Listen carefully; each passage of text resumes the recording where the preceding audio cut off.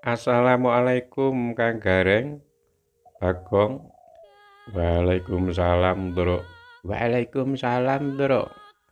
Wah, iki arep nganggit apa, Truk? Iki Kang Gareng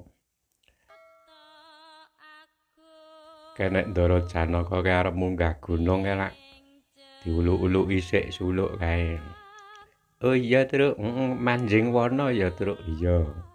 Ning iki awake dhewe gawe cakepan dhewe. Oh, gawe cakepan, Truk. Ayo coba kaya ngapa? Arep munggah gunung, kapranggul kegrumbeliwong, buron wana samya asung, hormat mring sang adiluhung. Wauta sang manekong kairing panakawan santun kayuh wahyu tumurun ong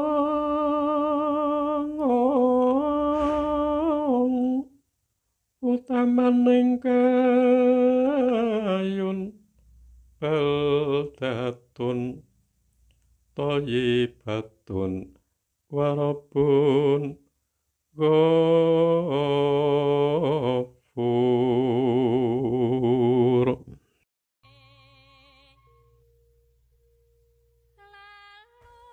Wah, kuwi mau sulukane ya, Truk. Lah iki mau cakepan sanggit. Wah, kowe nganggit ya sak iso-isone Kang Gareng. Iki mau nalika Ndara Janaka nek arep munggah gunung. Mula nanggon wayang ki disimbulke munggah gunung kae. Arep nggayuh wahyu tegese arep nggayuh kautaman.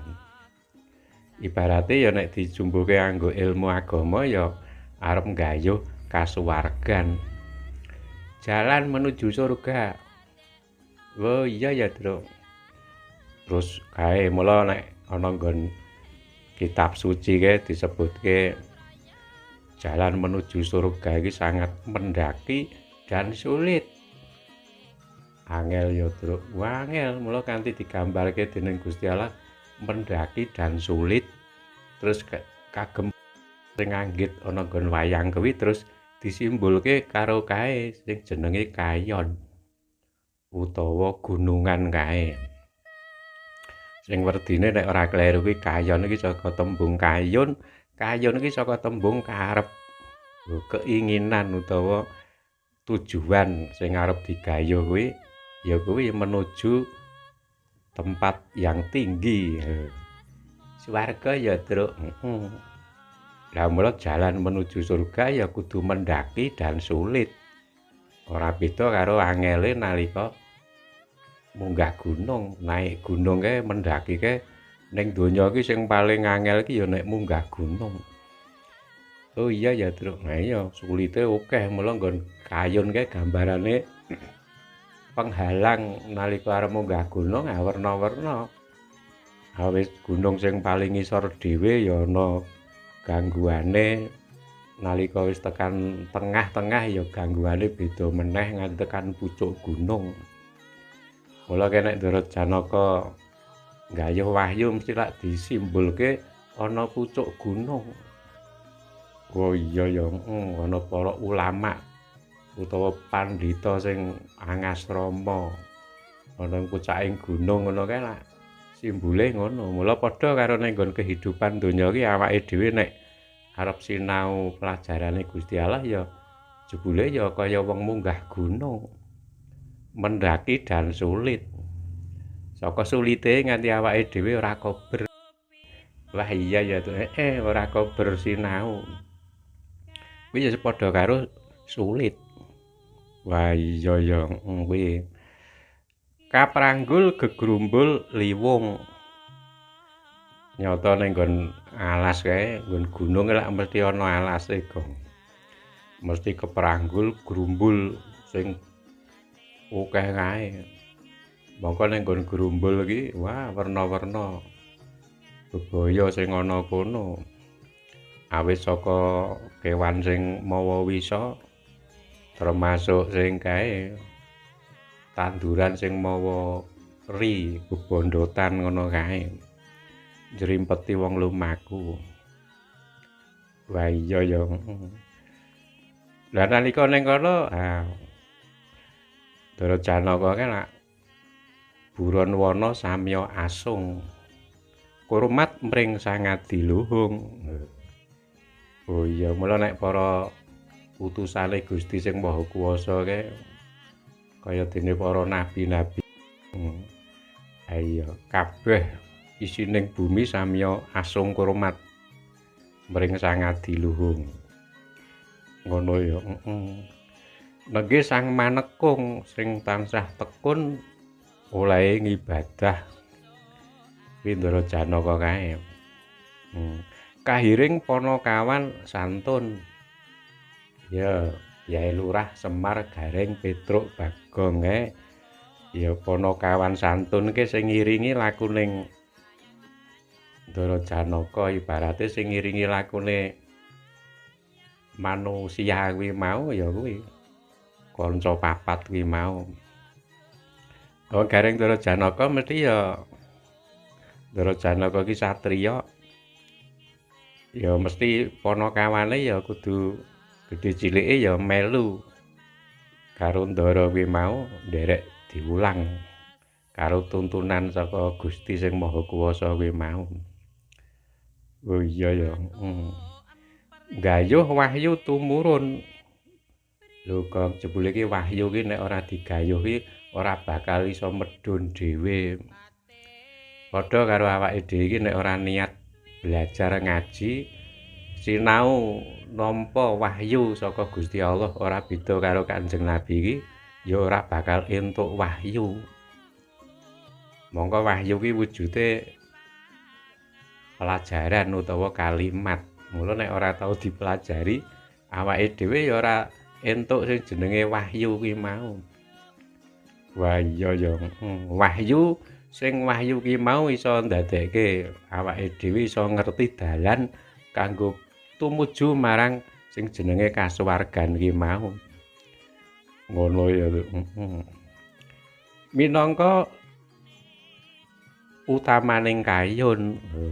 Dadi utamaning ning donya iki karep utawa tujuan iki sing paling utama kuwi ya kae ngono nggayuh kasuwargan kuwi mau. Oh, akhire entuk sing jenenge baldatun thayyibatun warabun ghafur.